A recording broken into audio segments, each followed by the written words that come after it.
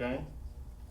In anything, paying too much, not understanding what their coverage is, transitioning to Medicare, coverage isn't good enough, doesn't cover pre-existing conditions, whatever these pain points are, right?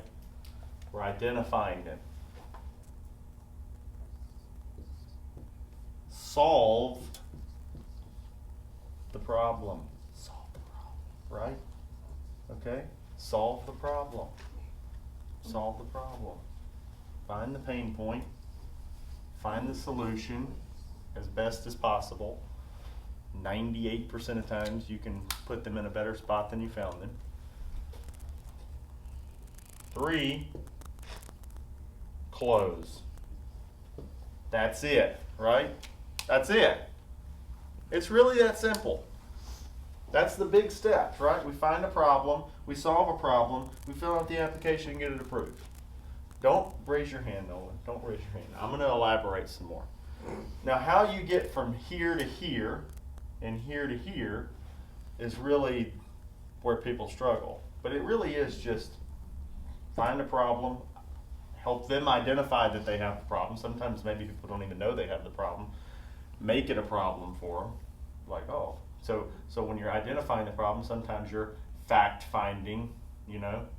I find out what the company is, and then I decide what problem is presented by the company. Either A, it's not the best rate, either B, it's not the best plan, either C, they don't have the best rate increase history, D, it could be a company that's not a name brand company, and you say, who the hell is that company? Identify a problem, right? If they got a G, they need an N. If they got an F, they need a G. If they got a high deductible G, they need an N. Whatever, you know, the problem is. They got Medicare Advantage, they need a Med-Sup. They have a Med-Sup, maybe they consider Medicare Advantage.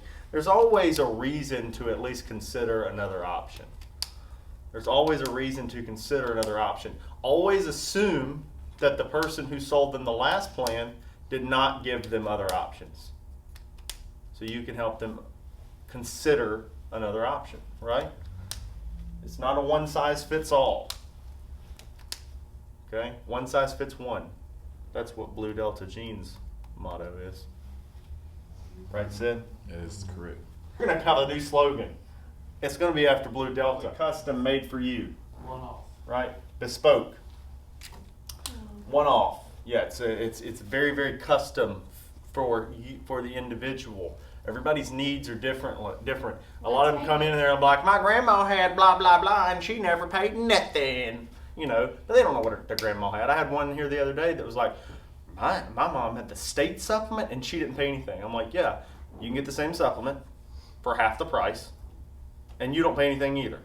Just because so-and-so had something and that worked out well doesn't mean that was the best thing that they could have had. Okay? So anyway, so bespoke coverage, fact find, identify the pain point, and then make them know that it's a pain point. Most of the time, that's pretty easy. They already know it. Insurance is a pain point in itself for everyone. Nobody wants to pay for it. I don't want to pay for it. You know, I don't want insurance until I need it. You know what I mean? So it's always a pain point. So find it. Are you paying too much? Yeah, I'm paying more than zero. Or you could even make it a joke like, they're paying too much. I don't know. I probably have a good. Are you paying more than zero? Am I right? Am I right? Just say that to them. You know, identify the pain point. Make it a pain point. And so let's see, you know, one thing that we do is we shop a lot of different companies, a lot of different options. You know, we're able to keep you with the same coverage you have a lot of times for a better deal. Or we can, you know, maybe get coverage that's better for you. Or, you know, in some cases, some people don't want as much coverage as they had. They're willing to, like I have people right now hitting me up, right, because they want a cheaper major medical plan. They're willing to pay more out of pocket. They just want the catastrophic coverage. Everybody's different. Bespoke. We're going to look at it from their point of view. So fact find, get here, and then when you problem solve, you're still fact finding a little bit. This is that straight line selling, right? So this is a straight line, and every now and then you're deviating to fact find, but you're always bringing it back to the line, right? Make sure to take a picture of this after it's over so everybody can be confused before they watch the video. But fact, you're going straight line. Actually, it's not an arrow here. Okay, right? Going straight through these 3 steps. We're fact finding. Boom. Oh, okay. We fact found you have this problem. We've identified it. You know it's a problem. We're laughing about it. We're best friends. Now, let's get you down here and let's problem solve. Probably going to have to do a little more fact finding, right? Okay. Maybe I'm trying to lower your med sup rate. You're not in open enrollment period. I have to find some health information now to see what you do qualify for. Continuing to fact find. Maybe we're talking home and auto, and home and auto we're looking at. We don't know their MVR stuff. This is what we were talking about yesterday. We don't know what their driving record is, but we can identify that somebody's paying a lot, right? We can make it a pain point. We can talk about it. We can say, hey, let's see if we can get a better deal on home and auto for you. We're going to shop it. And then you start fact finding. So instead of medical underwriting, you're asking them about their driving record, their credit score, whatever. Fact finding, bringing it back in, solving the problem by finding what you believe to be a solution. We're 95% certain we can get you this new rate or this new plan or whatever. And, of course, it's, there's no risk here. If we can't get it, then you can always keep what you have. So we're solving the problem. In theory, all we have to do is close by filling out this application, right? Once it's accepted, we got it. Okay, got it. I mean, very few you lose after that point. So really it's identifying the problem, make it a problem, fact find to do that, get down here, fact find some more, solve the problem, and then close. Now what's closing?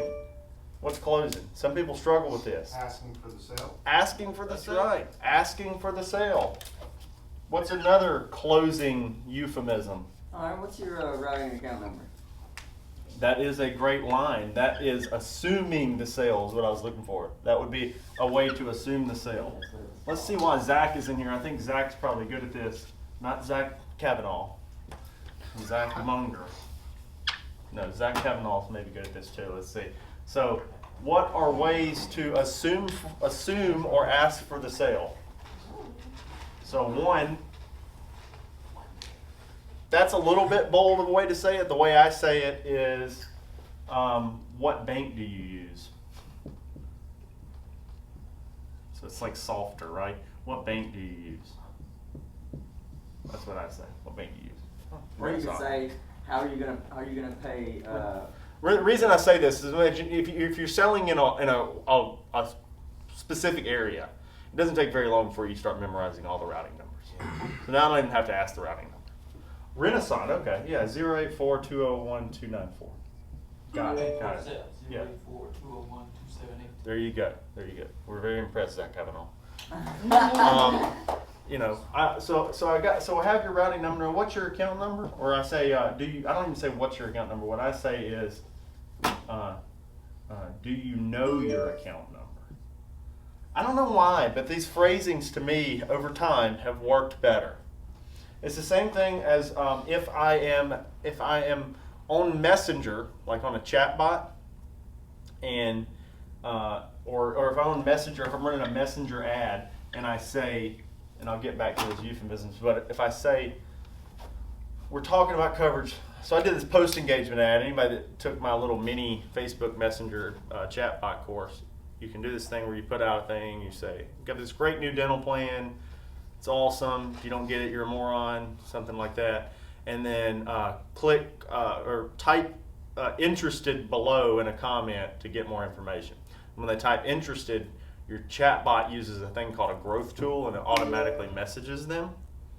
And what would happen is it would send an automated response that would just be some like basic high-level information, and it's further hyping up the plan. It's like, man, so glad you reached out. This dental vision hearing plan is really good. It pays, as such and such. You're hitting the high notes, and then the last question on it is, when would be a good time to talk about it? So instead of saying, what's your phone number? Like a lot of people do. We had somebody in our the Medicare Accelerator course is like, in my chatbot, I put, what's your phone number? Everybody stops right then. Well, people don't like giving their phone number out, so you have to ask it in a different way. So we'd ask, when's the best time to call? And then when somebody would say, noon tomorrow, great. You said we could talk. What's the best number to reach you And then they would answer that at like 75 or 80%.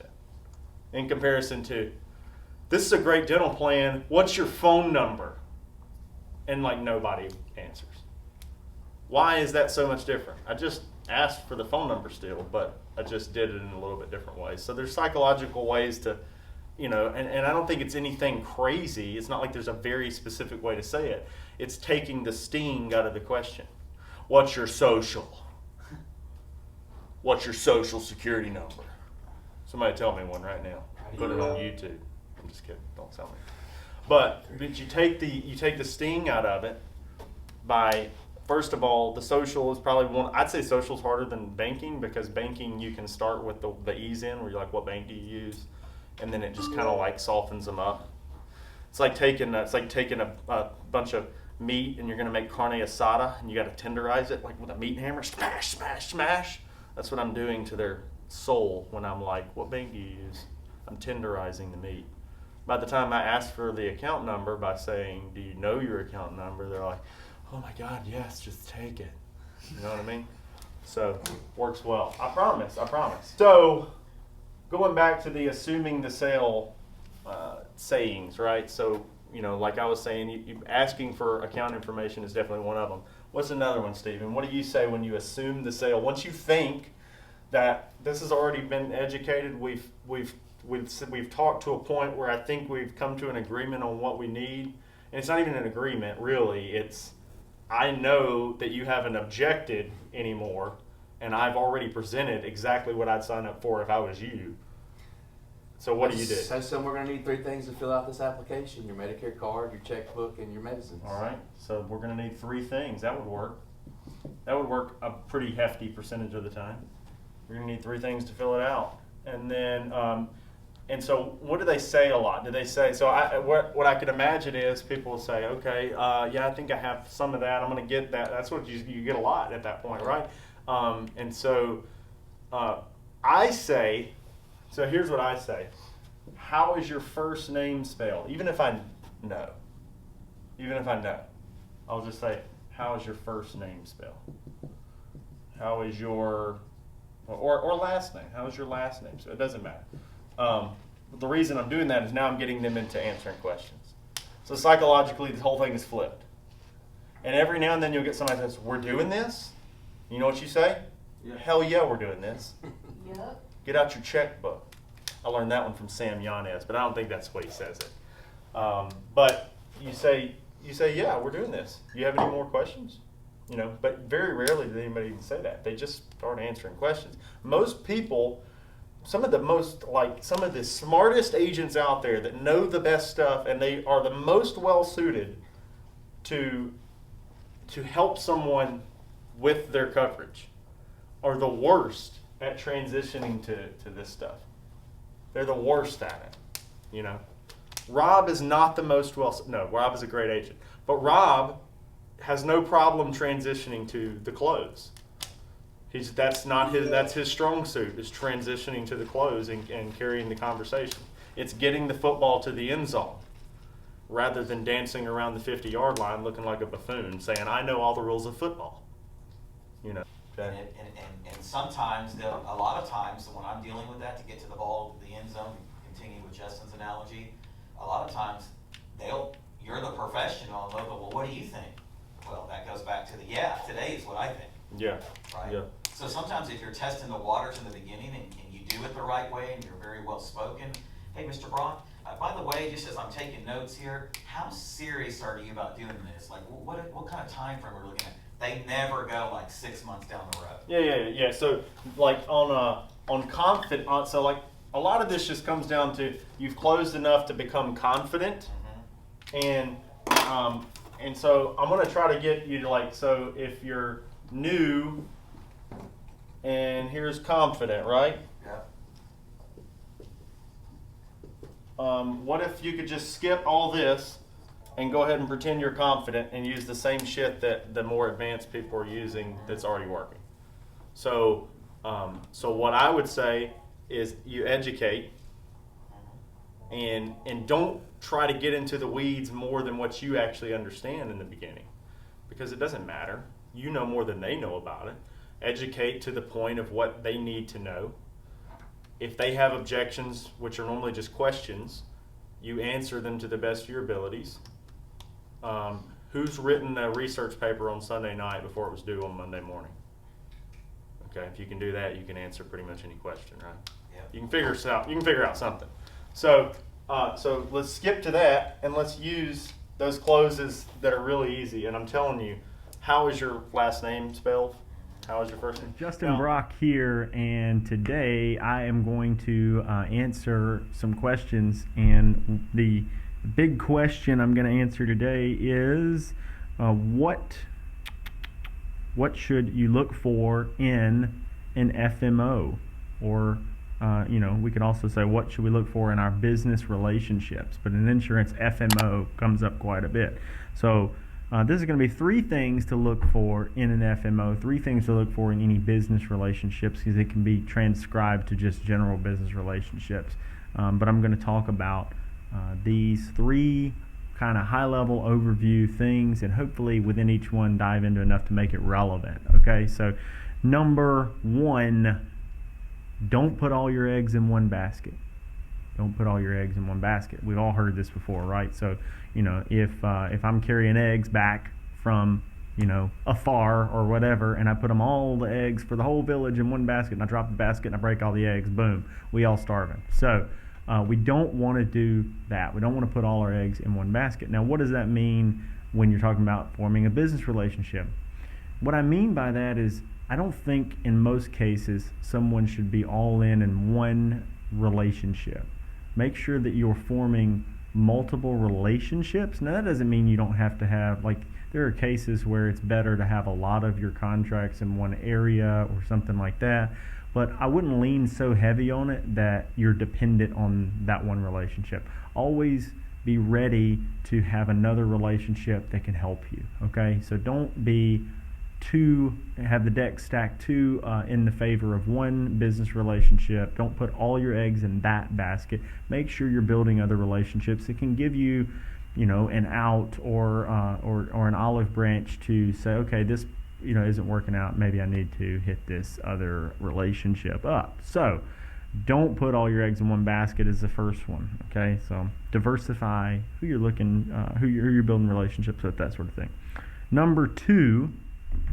Different strokes for different folks. So when you're building relationships, some people like things or need things that other people don't, okay? So if I tell you exactly what I'm looking for, like if I start getting into, should you assign your commissions or not? Well, it depends on the scenario. It depends on who you are and what you need and what they're giving you, and there's a lot of factors that go there, right?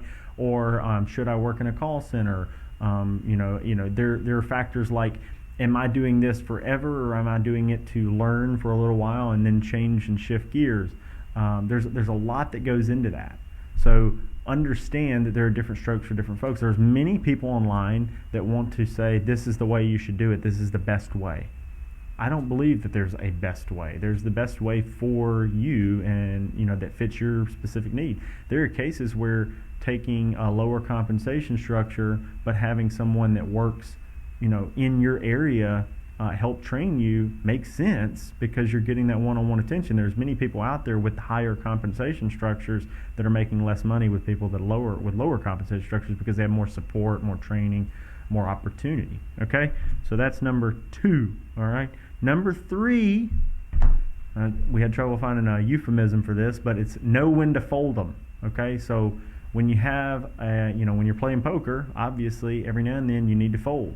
If you don't ever fold, then, it might confuse people as far as to when you call your bluff, but you'd have to know when to fold them, because sometimes you're about to go all in and you have nothing in your hand and you got to fold them, right? So same thing with a business relationship. Know when the business relationship has stopped working for you and it's not beneficial for you anymore, and learn how to figure out how to get out of it or start hedging into a different relationship.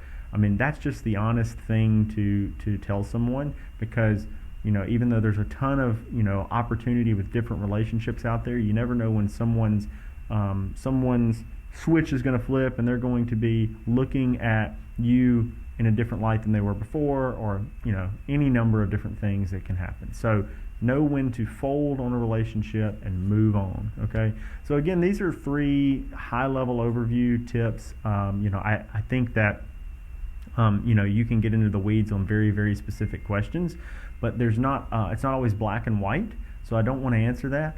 In a video that I'm going to do in the future, very soon, you'll see come out, it's going to be more on the specific topic of when you should assign your commissions, or if that, or explaining exactly what that is to people and letting them know when they should and when they shouldn't, because there's far too many people that have done it in circumstances where it wasn't beneficial to them. And then there are some people that knock it even in circumstances where it might be a better thing for someone out there. So we're going to get into that next, and I appreciate you watching this video. Please leave a comment below on specific scenarios. Here on YouTube, you can put a comment, specific scenarios where you might have a question on, should I do this or should I not do this? And we can talk it out. So Price really isn't that much when you think about it. I don't think it's too expensive. So you don't say things. Transition away from price with responses like, this is going to free up a lot of time for you and your team to focus on more important tasks. That's more of a business to business thing. Let's see. So start to make it more about the thing that the problem that they're solving. So you bring it back to, not having insurance can be, pretty expensive, and I know the reason that we're even here right now is because there's some concern for having to deal with some, large bill. This is adequate coverage. We can look at some other options, but they're going to reduce your potential coverage, So you give them that option, but I'll show them the negative connotation, which is honest, to that. Like, we're going to reduce you. It's going to bring you higher potential out of pocket, or maybe even less coverage for certain scenarios. And then, it kind of has them reevaluate their budget. Some people will negotiate insurance the way they want to negotiate a car. Well, when you negotiate the price of a car, you're looking at this car and you're like, all right, I got, this car over here, this is the one I want, but that price is too high. I mean, what can you do for me? Well, if they actually start coming down on that car, it's still the same car, right? But what most probably good car salesmen do that don't have room to negotiate or are not going to negotiate, because they're pretty good at it, especially really the finance people are really good at it. But what they'll do is be like, well, for that, what's your price range? Well, we can get this Corolla for that, sorry, Zach. But we can get this Corolla, but you're taking you from the one that you want down to this. So you can do that, but you almost there's a fine line between making it super negative, because if they absolutely want to come down, I still want to sell them the Corolla. I don't want to not sell them anything. But so I don't want to say this car is awesome. The only thing I have in that price range is that piece of shit over there. That's not what I'm going to do. But I am going to say we can reduce your coverage, and get the price down a little bit. It's not going to be as good as this one. This is the one that we recommend because it's the one that our customers end up being happiest with. So that would be my thing. What would you say on it's too expensive? Do I have permission to write on the board? You can write on the board, Okay. but be careful. Here's one that, It does bad things. Read around. Careful with her.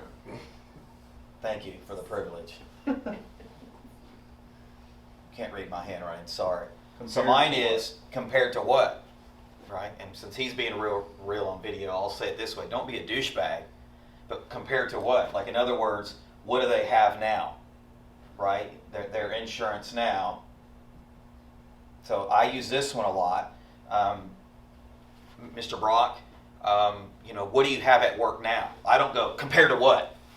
Right? Because that's a douchebag move if you do that. But if you say, hey, Mr. Brock, can you tell me how much you're paying for work coverage now? And if they go $400 to $600, then in my mind, I already know that I can work with that number.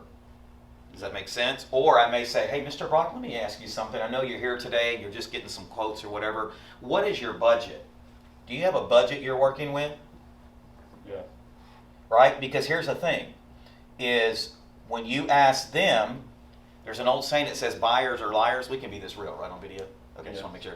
There's an old saying that says buyers are liars. So what happens is if you ask them, then when you go to close them, you can use that budget amount. Go, oh, well, Mr. Brock, I thought we were working with about $400 to $600 a month. Yeah. Do you feel like we need to adjust that? Right? And so those are two that I use quite, compared to what? And we're not asking compared to what. That's not what I'm saying. I'm saying let's fact find. And this is where for like Nolan, for like ACAs and things like that, this is where we always want to go. Even if they don't qualify for ACA, we always want to show them the ACA price, because it's always going to, if they don't qualify for an SEP, it's going to show over $1,000 in most cases. So then when we go to get to this point, it doesn't look expensive because the other one, the number's so high. So you ask those right off the bat? I do. What I'll do is I go, hey, Mr. Brock, let me ask you something. I know we're searching for some things for you today. How much are you paying for your current coverage now? Even if they're paying a cheap price and it's cheap at work, I just ignore it. But then I'll go, well, Mr. Brock, then what is your current budget? Have you allotted a budget amount that you're working with? Because if they say $300, then I'm not going to try to quote them something that's $1,000. Yeah, this is especially important in the under 65 world. Yeah. If you Paul Pimentel is one of HST's good under 65 agents, and when I was in Sarasota, he told me that he started every call asking what their budget was. But there are ways to ease into the budget. If they're coming off group coverage or Cobra, find out what they were paying. If they just spent 18 months on Cobra and they were okay with the Cobra price, that means they didn't even shop it, so they were kind of okay with it, even if they thought it was a little on the high end. So you can work in that price range. So if you find out they had Cobra, people coming off Cobra are great. Even if you find them and they're not coming off of it, and you can find out what they're paying for Cobra, because it's always expensive. And so if you can just get it a little bit less than that with quality coverage, you're gold. And with Medicare supplements, correct me if I'm wrong, but I really don't get this much with Medicare supplements on my end. Yeah, I don't because most people, very few people that we're talking to are, they might have even had it in their head that it's more expensive. So, and I think it's funny because like Medicare Advantage agents assume that they think it's too expensive. Yep. Because they haven't really pitched it enough to them. But if you're pitching Medicare supplements to someone who started out on Medicare Advantage, then they have already been reprogrammed. Right. But if you're pitching it to somebody who's aging into Medicare or retiring and going on Medicare, you don't really see that very often. And they have to be pretty low income. And I had that couple move from Michigan that had $25 Blue Cross Blue Shield MAs, so I had to kind of go back and re-educate them. But here's kind of a sales tip: don't let them paralyze you here. Yeah. I just go, Yeah, I understand. I understand, agree. In Michigan, they have some really good Medicare Yeah. Advantage plans, and they have some that are coming out here as well. They're not available right now, and so really the majority of our customers are having to go the Medicare supplement route. Yeah. And this is the way that works, and then you just divert around it, and it is what it is. They have to look at those options. We can look at Advantage options down the road, actually pretty quickly now, but still you can easily give them a fair shake and compare it. It is harder on those people that started out with Advantage. On the under 65 stuff though, I would start, especially in that market, asking what their budget, so most of them are coming off of some other coverage, so they've been paying for something. I was watching some videos, and one of them started out, and it was talking about Warren Buffett, and it was talking about Warren Buffett's #1 tip. He said, if you could give anybody young starting out in any space, any journey in life, what's the #1 tip you would give them? Does anybody know what it was? What would anybody guess that knows who he is? You can't look it up on your phone, Rob. I know you're cheating. So invest would be what you would think. What would you think? So most people would think if you've ever watched any of his videos, he's not very energetic and lively. He's a very, so when you think of him, it's more like wise, long-term, in the market, and you would think that he's really intelligent because he's making money moves that most people don't see. So anyway, but his #1 tip was to learn to influence and persuade others. So what would you think? What is sales? Influencing and persuading others. Okay, that is pretty much what sales is. Influencing and persuading others. So Warren Buffett used to listen to Dale Carnegie as a coach back in the day. And so even though you don't think of him as being a salesperson, he says #1 tip is to learn how to influence and persuade others. So learn how to sell. It's also what Mark Cuban said when he was on the Entree Leadership podcast with Dave Ramsey. So the number one skill anyone should learn first is how to sell, because everything else you do in life could be building upon the idea of being able to influence. Because at some point you're selling yourself, you're selling in anything you do, right? So anyway, so what I was going to break down in these top 2 sales tips is how to influence and persuade. How do you influence and persuade? So Jordan Belfort always says, he talks about straight line selling, if you've ever listened to any of that, but he always says that all sales are the same. All sales meetings are the same. And first thing you think is microeconomically or micro level, they're not, because each individual person's different, their needs are different. But at a macro level, they all are. They have you find somebody with a problem, you use the fact finding, portion, you solve the problem, and you have to get them to believe that your solution is the right solution and to buy. So even if, prospect A is a weirdo, prospect B is cool, and prospect C is somewhere in the middle, they still all have problem, solution, and close. So problem, and then this is the solution in here where you're fact finding their solution, and close. That's the sales cycle, right? That's what he says, all the same. So you can try to make it more complicated than that, but that's really what it always is. So the 2 biggest tips they had were, 1, be in control. Be in control. Man, y'all should watch some of his videos too, by the way. You'd think my handwriting's really neat. He's got like 4 of these on stage. He's like walking around. One of them will just be like. So, basically, sell. Okay? Anyway, maybe he'll do that live. That'd be cool. Be in control. So, and he breaks down being in control as 3 things. You got to be sharp. So sharp can be witty or to look good, look polished, look like, look sharp. Look sharp, feel sharp. Learn your craft, hone your craft. Say it. You feel good. You feel good, you look good, you look good, you feel good, you will be good. That's all. That's what, something like that. All right. Enthusiasm. You look good, you feel good, you play good. There you go. Right. We ain't playing up in here. You play good, So, you play good. Sharp. You play good. If you're sharp, which is mostly mental, but a lot of it is also in your presentation of who you are, your posture, all that kind of stuff. Enthusiasm, and he talks about not being like just goofy enthusiastic. Woo, I'm enthusiastic. Then you just look like an imbecile. But he calls it bottled enthusiasm. So just being excited to be there, but harnessing it in a way that keeps you upbeat, but not to the point of lunacy where you look like an idiot. All right, and be the expert. Now, with being the expert, what he's talking about a lot of times is knowing. He gets into tact. So I want to tell a story about it, because when I was in the Marine Corps, we had to go on Marine Corps boards where they were called meritorious boards, and it was a way to get promoted faster.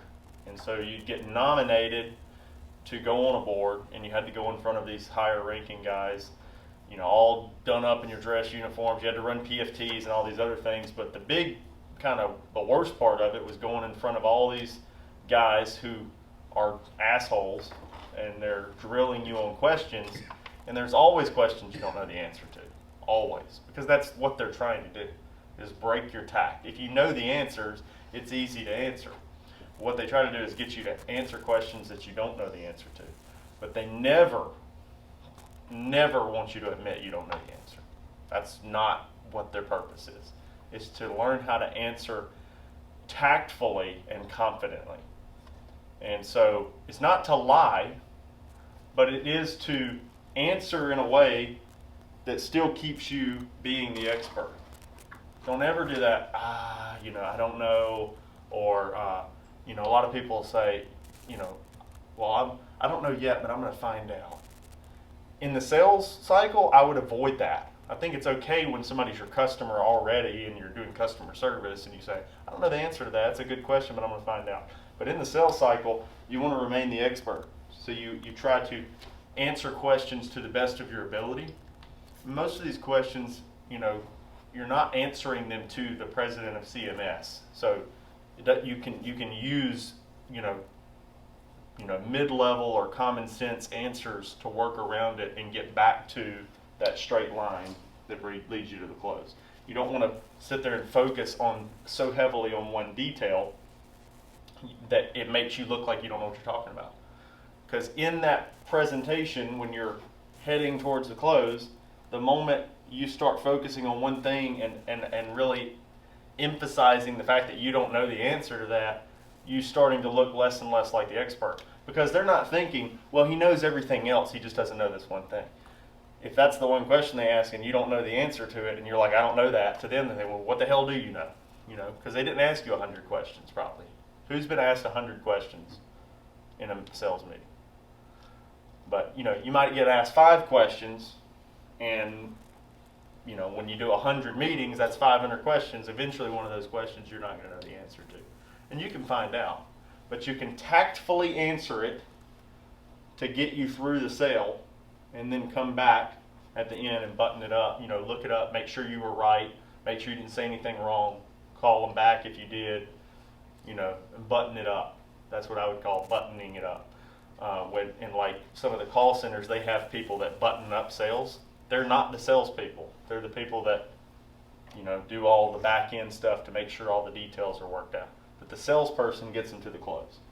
Now, in what we do, we try to button up our own stuff, but you can do it once we have gotten them to the close, right? So the number 2 portion here is transfer certainty, which is also another definition of sales in itself. Sales is the transference of certainty. So if you were looking at sales tip number 2, if you look at being in control, I'm in control of this conversation.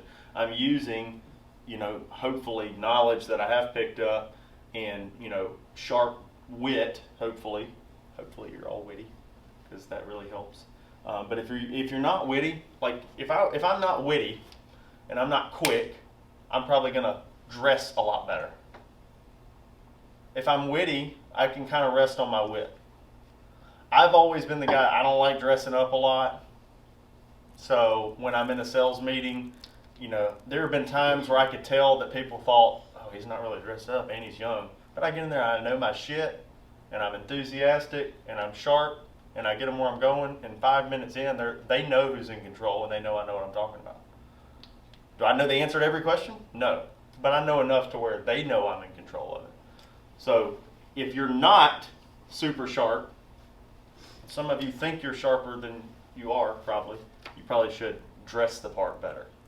I think that's why a lot of these big companies or captive companies like Modern Woodman make people dress really sharp, because they know they're not always recruiting the smartest people. But if they dress really sharp. Anyway, so I'm not saying I really promote that, like you have to dress a certain way. I'm not a big advocate of it. But be self-aware and know who you are, and know if you need to look more polished to offset your lack of knowledge in the beginning. Think about it. Okay? Enthusiasm is something we can all control. Whether you're smart or dress sharp or whatever, it doesn't matter. We can all be happy to be where we're at, right? And we can all answer like we're an expert. Now, if you do this and this, so if you answer like you're the expert with enthusiasm, it comes across as sharp typically. But this transference of certainty really comes from doing all of those things. That transferring certainty. But if you keep that in mind as you're a sales principle the whole time, that as questions arise and you're going over things, you want to avoid diving off into topics that aren't accomplishing the task of transferring the certainty that the solution you've come up with is the best solution for their problem. Okay, so transfer certainty. And I think that's a big part of, what we were doing in the Marine Corps, like in those boards, like they knew the right answer to those questions. I mean, they'd ask you stuff like, one time they asked me like what all the contour grid line colors were on maps, and it has nothing to do with the job that I did, and I just started making shit up. So I'm not telling you to make stuff up in a Medicare presentation, but there's a way to divulge around a question. And if you're in front of your computer, you can be like, we get asked that all the time, and and you can start Googling part of it if you want to pull it up. So, but there's a way to answer that keeps you being the expert. I think too many people want to be like, oh, let me get you the perfect answer to that. But if they asked you 5 questions or 3 questions and you didn't know one of them, they think if they ask you 3 questions, you didn't know one of them, that means a third of Medicare you don't understand to them in their head. You know what I mean? Because they only asked you 3. 9 times out of 10, you're going to know everything they asked you because they're asking pretty elementary or mundane questions. All right, so I'm going to go on to my bonus tip. Okay. So this is actually Jordan Belfort said this. The number one difference in wealthy and poor people was the wealthy people act in the face of fear. Poor people run away in the face of fear. So he's talking about courage. But the bonus tip is actually a little more psychological. He was talking about mirroring your client or prospect, mirroring their tonality and posture. So this one was a little more interesting to me because I think it's something everyone can practice. People have different posture when they come in. So like say somebody crosses their legs, maybe you sit back and cross your legs a little bit after they do it. If somebody comes in and they're doing this like Rob does, maybe you sit back and do it and talk to them for a little bit. He was talking about the psychology of doing that puts people at ease. When they look at you and see a self-reflection, it makes them feel like they're sitting with someone who's their equal or their parallel. And another way he was talking about it was on the phone even, the tonality that someone else has, you would mirror it to a certain extent. Now, I'm not talking about on a cold call when somebody's like, blah, blah, blah, and you're like, well, blah, blah, blah, back. But as the call is going or as someone calls in or as it's a real sales call and you're actually talking to somebody past the point of you made it a lead, you want to, if somebody is really mundane, you don't want to be high-pitched energetic. You're going to be like, you're going to put them off on it. You might want to be slightly more enthusiastic than they are because you want to keep that enthusiastic approach, but you don't want to be so unmatched in your tone or posture with people that you put them not at ease. And he was talking about if you're walking around a car lot selling cars and you're just kind of walking around like this and somebody comes in and they're like doing this right here, you're immediately like put off guard, like what the hell is this guy doing? The movement is so different. But if somebody comes in and they're also acting the same way, you're much more comfortable. You just think about it.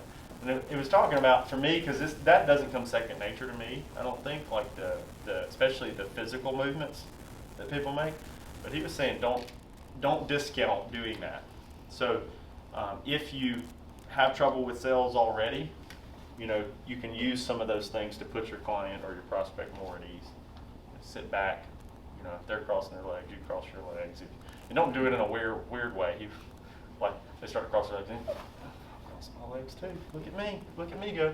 But wait just a minute and then kind of mirror what they're doing. Well, that's like psychology. If you're talking to somebody and they're mirroring you, it says that they're paying more attention to what you're doing. They're invested in what you're saying. So it gets in their head and they become more invested in you when you do it. So anyway, this is my 2 sales tips today with the bonus tip. It's more psychological. Mirror those clients. Be in control of the call. Don't let people ramble on about God knows what for too long before you start tying it back into that sale. What's up, guys? Justin Brock here, the Medicare Guru, if you will. The Medicare Guru. And today I'm going to take a minute before we have a lobby full of customers right now that I have to get out to, but I wanted to take a minute here with Sid go over what I wanted to go over is the 3 practical tips for insurance agencies. I thought about making this 3 practical tips for insurance agents, but I want to say agencies because the first tip is that even if you're an inception level agent or a 2-man shop or a 3-man shop, you are a business. Okay, that's the first tip. Is you are a business. Treat yourself like a business. In all your interactions, think about what does a business do. Okay, the WWJD bracelets that people have. What would Jesus do? You need one that says, what would a business do? What would a WWABD? Because if you're acting like an agent and just trying to do things that are going to make you the next little money, then you're not acting like an overall business. How would a business continue to operate? Number 2, kind of reel it back a little bit. One thing that businesses need more than anything is excess capital to invest in growth, paying their payroll, their employees, their advertising, their marketing, expansion. Okay, that's what a business needs. A business exists to grow. When a business is not growing, it is shrinking. Okay, so what does a business need? A business needs excess capital, and it needs to be able to use that to continue to grow. So that's tip number 2. Is when the business needs excess capital, how does it get it? Or tip number 3 would be, how do you get that capital? Income producing activities. Okay, what I'm seeing a lot of business owners, insurance agency owners, insurance agents spend their time doing is setting up their LLC, worried about their ad copy. They're doing all these things, and I'm not saying that those things don't have to be done. And I'm going to give you a bonus tip at the end on how to compartmentalize that, and you're not going to like it, but that's what I'm going to give it to you anyway. When you're an independent agent or a very small business owner, 1, 2, 3 people or less, what you have to do is spend the 9 to 5, the 8 to 5, the primary hours of the day on income producing activities. You have to be making phone calls to talk to clients. You have to be making phone calls to talk to new prospects. You have to be asking for referrals. You have to be closing. What's his name say in the Glenn Ross movie? Always be closing. Always be finding someone to make them a customer. That's not, sales should not be a dirty word here. That's what all businesses do. Tell me a business that doesn't have sales as an aspect of what they do. You buy houses, you buy insurance, you buy cars, you buy healthcare, you buy all kinds of stuff. Somebody yesterday told me, there's a guy in the healthcare sector, he said since COVID happened, skilled nursing facility and long-term care facility admission rates are down.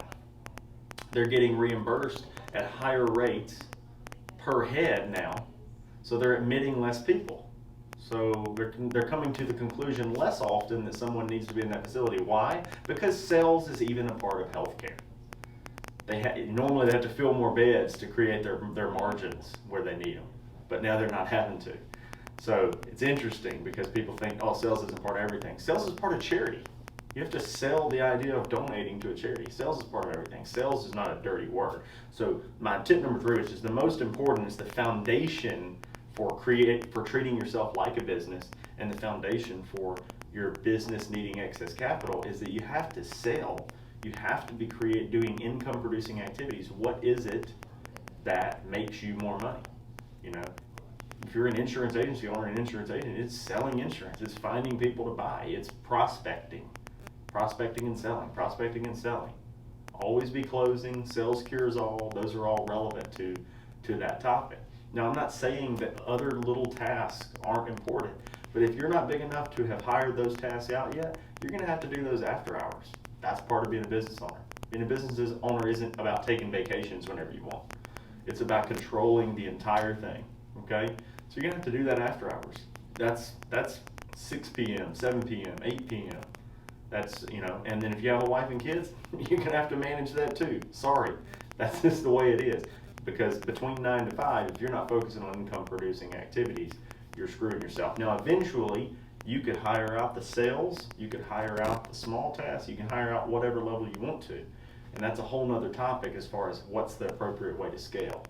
But right now, if you're an independent agent by yourself, a captive agent by yourself, if you have 1 or 2 employees, but that's not enough, it's never enough, by the way. You grow more employees, then you end up growing your reach, your business grows, you need more employees. It's never enough, never enough. You hire people, you're always able to do more and grow more, but you end up taking on more too because you have a larger capacity.